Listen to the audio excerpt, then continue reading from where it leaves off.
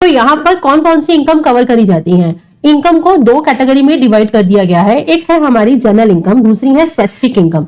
General income means इसमें वो सभी इनकम की बात कर लेंगे जो फर्स्ट 4 हेड ऑफ इनकम में कवर नहीं है, प्लस एग्जाम्प्ट नहीं है टैक्स से। तो जितनी भी इनकम्स है वो हमारी इनकम फ्रॉम अदर सोर्स में टैक्सेबल कर दी जाएंगी। इसके अलावा कुछ स्पेसिफिक इनकम है अंडर सेक्शन 56(2) जो कि बताकर चलती है कि इन इनकम को तो specifically income from other source में ही टैक्सेबल करा जाएगा। एक एक करके दोनों को देख लेते हैं, बड़ा ही सिंपल है। देखो, सबसे पहले बात तो कौन कौन सी इनकम है जो फर्स्ट 4 हेड्स ऑफ इनकम में टैक्सेबल नहीं है और एग्जाम्प्ट नहीं होती टैक्स में, और इनकम फ्रॉम अदर सोर्स में उसे टैक्सेबल कर लिया जाता है। तो सबसे पहली बात तो ये, आपने बैंक में डिपॉजिट है उसके ऊपर इंटरेस्ट रिसीव हुआ है। एफडी है, एफडी के ऊपर इंटरेस्ट का मिलना इनकम फ्रॉम अदर सोर्स में टैक्सेबल हो जाएगा। सेविंग अकाउंट के ऊपर इंटरेस्ट का मिलना इनकम फ्रॉम अदर सोर्स में टैक्सेबल हो जाएगा। लोन दिया है उसके ऊपर इंटरेस्ट का मिलना इनकम फ्रॉम अदर सोर्स में टैक्सेबल हो जाएगा। इनकम टैक्स रिफंड के ऊपर इंटरेस्ट रिसीव हुआ है तो वो भी इनकम फ्रॉम अदर सोर्स में टैक्सेबल होगा।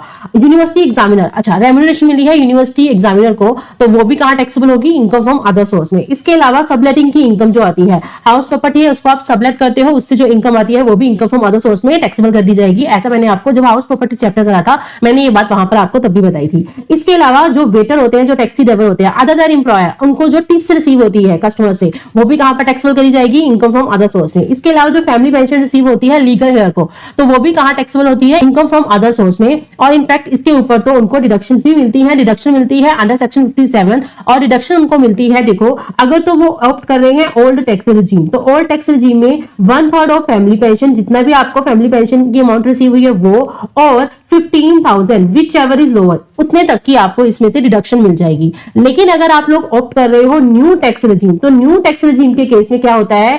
1/3 ऑफ फैमिली पेंशन और 15,000 की जगह अब ये 25,000 हो चुका है। ठीक है, तो ओटीआर मतलब ऑल टैक्स रिजीम में डिडक्शन कितनी है? 1/3 of the family pension received और 15,000 विच एवर इज लोअर। और न्यू टैक्स रिजीम में अमाउंट कितनी है? 1/3 of the family pension received और 25,000 विच एवर इज लोअर। ठीक है, आई होप आप लोगों को ये पॉइंट क्लियर है। अब आगे देखना, इसके अलावा जो डायरेक्टर की सीटिंग फीस है वो भी कहां टैक्सेबल होगी? इनकम फ्रॉम अदर सोर्स में। एग्रीकल्चर इनकम जो फॉरेन से आ रही है, दैट इज जो लैंड आउटसाइड इंडिया है, दैट इज जो एग्रीकल्चर की इनकम फॉरेन से आ रही है, वो कहां टैक्सेबल होगी? इनकम फ्रॉम अदर सोर्स में। इसके अलावा एमपी, एमएलए या एमएलसी की जो सैलरी होती है वो भी कहां टैक्सेबल होती है? इनकम फ्रॉम अदर सोर्स में। इसको सैलरी हेड में टैक्सेबल नहीं करा जाता क्योंकि ये पब्लिक के रिप्रेजेंटेटिव होते हैं। यहाँ पर एम्प्लॉयर एम्प्लॉय का रिलेशन एस्टैब्लिश नहीं होता, इसलिए ये सैलरी हेड में टैक्सेबल नहीं ना होकर इनकम फ्रॉम अदर सोर्स में टैक्सेबल कर दिए जाते हैं।